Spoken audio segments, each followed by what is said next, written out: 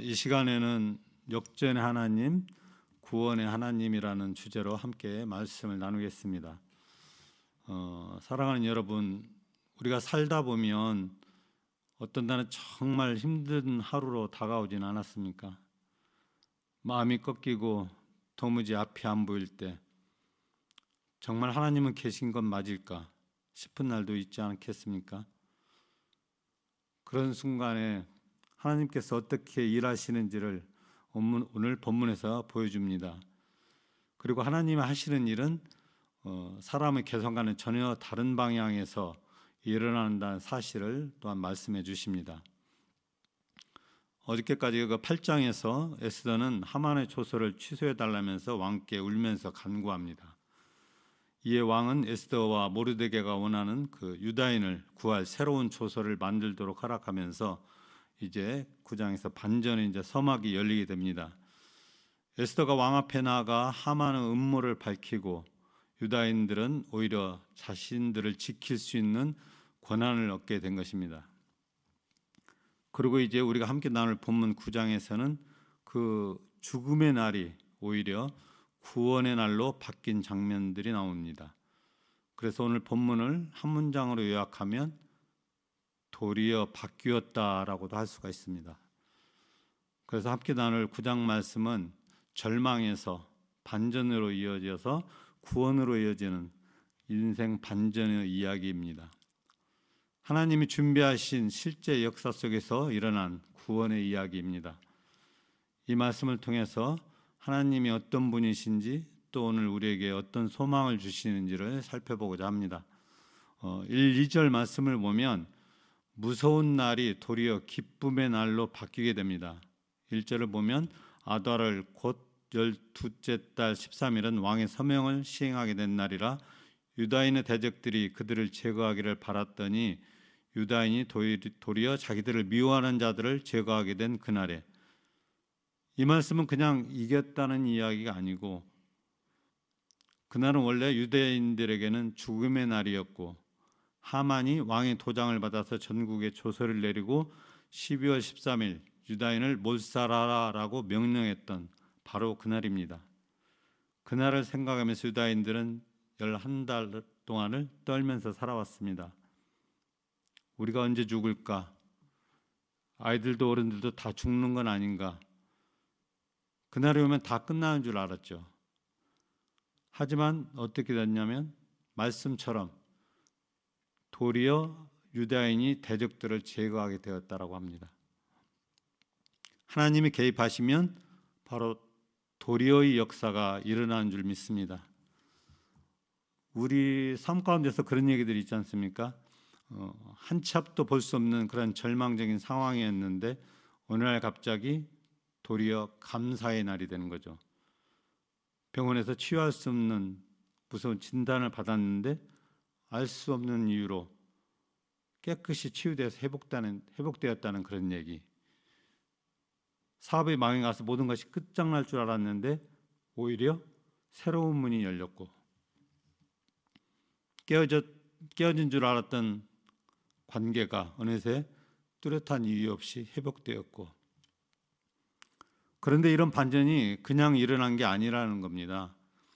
말씀에서도 보면 에스더의 용기와 모르드게의 그 믿음, 그리고 무엇보다도 보이지는 않지만 일하고 계시는 하나님의 손길이 있었다는 것이죠. 하나님은 여전히 우리 삶 속에서도 도리어의 하나님으로 일하십니다. 우리가 생각하던 절망이 오히려 축복의 문이 되는 것, 이것이 바로 하나님의 역사입니다. 3절에서 10절까지 말씀에서 유다인들이 하나님의 백성답게 싸우는 것을 볼 수 있습니다. 그중 3절을 보면 하나의 놀라운 일이 일어나는데 각 지방 모든 지방관과 대신들과 총독들과 왕의 사물을 보는 자들이 모르드게를 두려워함으로 다 유다인을 도우니 왕의 지방 관리들과 대신들이 유다인을 돕게 됩니다. 왜냐고요?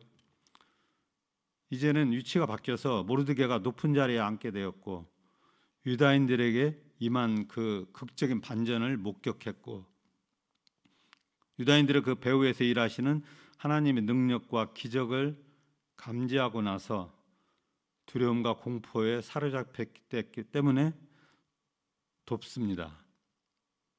모르드게가 하만 대신 왕의 오른팔이 되고 그 영향력 아래에 있는 관리들이 유다인을 돕게 되는 상황으로 바뀝니다. 결국 세상도 하나님의 손에 달려 있고 그 하나님이 오늘 우리 삶의 배후에 임재해 계십니다. 하나님은 세상의 권력이나 제도나 법까지도 주관적으로 사용하셔서 자기 백성을 보호하십니다. 유다인들은 각 지방에서 자신을 지키기 위해서 싸웁니다. 그런데 흥미로운 것은 이들이 싸우면서도 절제한다는 것입니다. 10절에서 보면 대적 하만의 10 아들을 죽였으나 그들의 재산에는 손을 대지 않았다라고 기록되어 있습니다. 하나님의 백성답게 싸운 거죠. 탐욕의 눈이 멀지 않았습니다. 그리고 감정적인 복수가 아니었습니다. 이 사실은 오늘 살아가는 우리에게도 좀 중요한 교훈으로 다가오게 되는데요. 우리가 어떤 문제를 해결하고자 하거나 억울함을 풀려고 할 때는 반드시 하나님 뜻 안에서 정직하게 그리고 하나님의 방법대로 해결하려는 그러한 태도가 있어야 된다는 겁니다. 감정대로가 아니라 말씀대로, 결과보다는 과정 속에서 하나님의 성품을 따라가야 한다는 말씀이죠. 오늘 볼 말씀 중에서 마지막으로 볼 말씀은 승리를 기념하며 그날을 잊지 않기 위해서 절기로 삼는 것을 볼 수 있습니다. 18절에서 19절을 보면 유다인들이 이날을 기념하고 절기로 삼았다는 말씀이 나옵니다. 바로 이것이 훗날 이제 불임절이 되는데요. 하나님이 베푸신 구원의 날을 잊지 않기 위해서 이런 절기를 만들었습니다. 왜냐하면 하나님의 구원은 단지 한 번의 기쁨이 아니라 세대를 넘어 기억되어야 할 은혜이기 때문입니다. 마찬가지로 우리도 하나님의 은혜를 경험했으면 각자의 방법으로 반드시 기억해야 합니다. 작은 감사라도 그냥 지나치지 마시고 하나님의 일하심을 기억하는 오늘이 되었으면 좋겠습니다. 신명기 8장 2절을 보면 내 하나님 여호와께서 이 40년 동안에 내게 광야 길을 걷게 하신 것을 기억하라. 이는 너를 시험하사 내 마음이 어떠한지 그 명령을 지키는지 지키지 않는지 알려 하심이라라고 하십니다. 하나님은 기억을 통해서 믿음을 유지하게 하시는데 신명기 8장 2절 말씀에서 주는 하나님의 메시지는 이것입니다. 우리가 겪은 지나온 고난의 시간은 결코 낭비된 시간이 아니다. 그리고 기억은 믿음을 지키는 열쇠이다. 하나님 지금 이 순간에도 우리의 마음을 보고 계신 줄 믿습니다. 고난의 시간도 회복의 순간도 잊지 마십시오. 우리 삶의 길에 하나님이 어떻게 인도하셨는지를 잊지 않고 사는 사람이 복이 있는 사람인 줄 믿습니다. 그리고 우리는 그 하나님을 믿고 사는 사람들입니다. 이제 말씀을 맺겠습니다. 사랑하는 여러분, 오늘 말씀을 통해서 우리는 다시금 하나님을 봅니다. 어둠 같던 날이 빛이 되고 죽음이 생명으로 바뀌는 그 반전의 중심에 하나님이 계셨습니다. 우리는 지금 당장 눈앞에 있는 문제만 보이지만 하나님은 벌써 그 너머를 보고 계시고 이미 일하고 계십니다. 그러나 절망이 닥쳐도 낙심하지 마십시오. 하나님은 여전히 우리 삶 속에서 도리어의 역사를 쓰고 계십니다. 기도를 버티고 말씀으로 붙잡고 하나님의 때를 기다리면 하나님께서 반드시 구원의 날, 기쁨의 날을 허락하실 줄 믿습니다. 오늘 주신 말씀을 기억하면서 이렇게 기도했으면 좋겠습니다. 주님, 내 삶의 위기와 두려움 속에서도 하나님께서 일하신다는 믿음을 갖게 해주시옵소서. 하나님의 은혜를 기억하고 그 은혜를 삶으로 나누는 자가 되게 해주시옵소서. 함께 기도하신 다음에 각자의 기도 제목으로 나아가길 원합니다. 기도하겠습니다. 사랑이 많으신 하나님 아버지, 오늘도 말씀을 통해 우리의 마음을 일으키고 세워주시니 감사합니다. 눈에 보이지 않아도 들리지 않아도 절대 멈추지 않고 일하시는 하나님의 손길을 믿습니다. 주님, 때로는 내 삶에 침묵하시는 것 같고 기도에도 응답이 없는 것처럼 느껴질 때가 있습니다. 내 힘으로는 감당할 수 없는 문제 앞에서 낙심하거나 두려움에 빠질 때도 있습니다. 그러나 오늘 말씀처럼 하나님은 유다 백성에게 닥친 절망의 날을 구원의 날로 바꾸셨고 하만의 계략을 뒤엎으시고 오히려 하나님의 뜻을 이루셨음을 기억하게 하옵소서. 내 눈에 보이지 않아도 하나님의 섭리는 완전하시며 주님의 시간은 가장 선하다는 믿음을 붙잡게 하옵소서.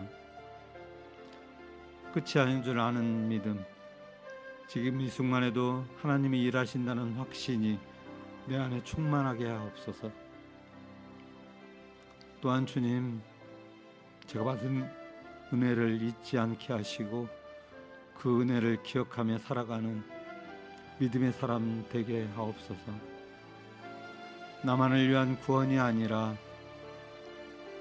우리 이웃을 살리고 우리 이웃을 회복시키는 통로가 되기를 원합니다. 오늘의 삶 속에서도 감사를 실천하고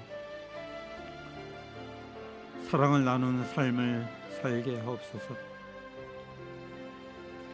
주님께 받은 은혜가 세상을 향해 흘러가게 하시고 그 은혜가 다른 누군가에게는 소망이 되게 하옵소서. 오늘 하루도 감사함으로 나눔으로 하나님을 증거하는 삶을 살아가게 하옵소서. 예수님의 이름으로 기도드립니다. 아멘.